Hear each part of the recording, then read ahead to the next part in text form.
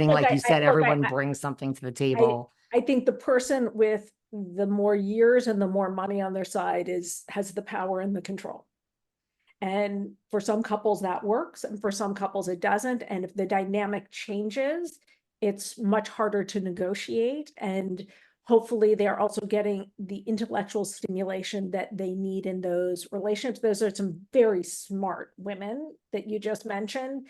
And I would imagine that in order to keep them engaged, it can't just be sex and, hot 30-something-year-olds, that there's got to be a lot more there. And I think that, going back to Erika for a moment, I think that people underestimated Erika, that Erika is incredibly brilliant. She is really quick, really smart. And she kept up with Tom Girardi in his healthy years. And like, that's a smart guy.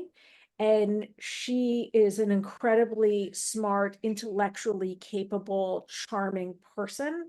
And I think people kind of tend to write her off as a piece of arm candy, and she's very underestimated.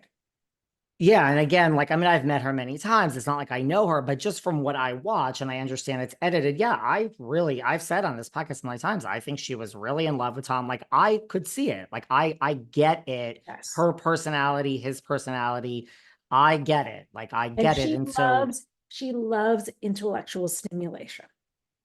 right. So then I think people then skip that part of like, yes, like, but imagine if like the love of your life is now gone, even before this, he's, losing his mind or whatever. We can argue that all day too, but the person still isn't there. So it's like, it's a pretty big breakup, right? So I think It's people, there's a incredibly lot that painful. people, right? I think that most people cannot understand the magnitude of the pain of that kind of loss on so many levels. And um, a divorce is painful enough, but to go through what she went through and then also become this villain. And now, granted, look, she was on Lexapro and drinking, and at the time, not in therapy, and acting out in horrible ways that she looks back on and cringes herself.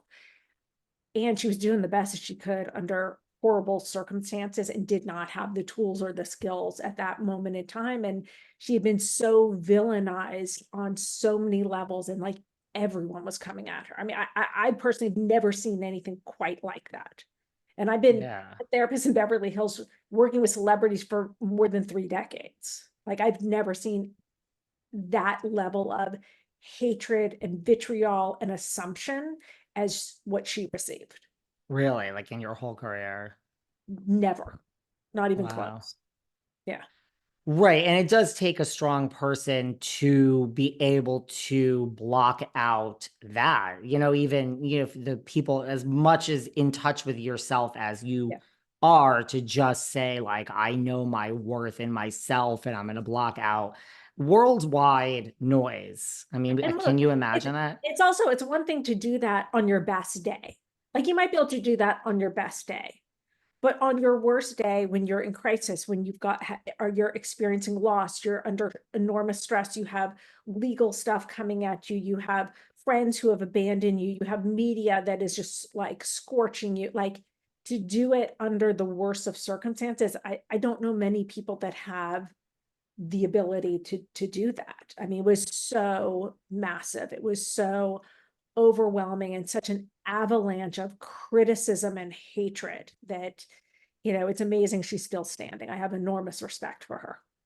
And then how do you get over something like that? Like we talked about for a second earlier, but like, you're married to someone, like people can argue all day. She knew, she didn't know, but I think she didn't know. So like you're married to someone, anyone, and then there they are. So they did it, like you said, we all discover things sometimes about our partners, but how do you then get back out there and say, yeah, I was lied to? Like you question your I, own picker now. Like, how do you get over that in such I think it's magnitude? it's incredibly hard to trust again. And typically people who have that experience also have other trust issues in their history. And look, I think most people have some trust issues in their history. But if you look at Erika had a pretty rough childhood, and there are some things in her childhood that made her more vulnerable to that she's talked about very openly. So I'm not sharing something out of line. But I think that anyone who has been through the experience where the partner that you thought you had did something that so dramatically violated your perception of them, your beliefs about them, and other people's beliefs about them, it shakes you to your core. It makes you question yourself. It makes you question your ability to pick people. It makes you question, how can I pick someone again? And this is not specific to her at all, because I have had enough people in my practice and in my life who have had partners who turned out to be very different or do something very different than what you ever thought that they would or could do. I could not imagine. Final two questions before we wrap up, and we're Because just I've got gonna. a client at 2. Okay, Yeah. let's do one final question then. Okay. Well, just out of curiosity, it's an easy question. And I know how our good friend Allison Dubois feels about this, but like a housewife is someone who is, successful, has a lot going on. Like they like to put it in a pretty decent age range, like and you're friends with a lot of these people, Dr. Jenn. Like, what about you? Like, would you ever, if someone came calling, have you ever been approached by Andy? You were on Watch What Happens Live and producers to be a housewife of Beverly Hills. I And would would you? never do it. I would never do. Many years ago, someone kind of approached me and asked me if I would be interested. I was like, I would never do a follow show. I think it's too hard on your life, on your relationship, on your kids. I think that I love watching it. I love being able to advise people on it, but I couldn't do it. And I think also the dynamics of it, it's a very high conflict show. And my job is to help people have less conflict in their life. I think I'd be incredibly boring because I'd be trying to give everyone therapy and change their communication style. By the end of the season, everyone would be communicating in really healthy ways, and it would be so boring and terrible that the show would fail. They would come after you for ruining the show, right? Exactly. Yeah. I really appreciate this. The next time like Allison is in town, we'll all have to go out. Like you do have to come back. I'm not just saying that. I would love to. I It'd be could my talk to you pleasure. for hours. So, Yes. thank you for this. Anything else you want to plug before I'll share all your socials, but anything you want to Yeah, plug just before my we hang up? book, The Relationship Fix, Dr. Jenn's 6-Step Guide to Improving Communication, Connection, and Intimacy. It's available online and you can download it. And it's basically like a year of couples therapy in a book.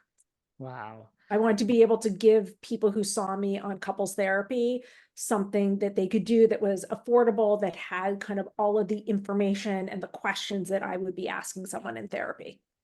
What a great tool. So thank you. Hopefully I didn't keep you too late for your next client. Thank you so much. It was such a pleasure, and I hope we can do it again.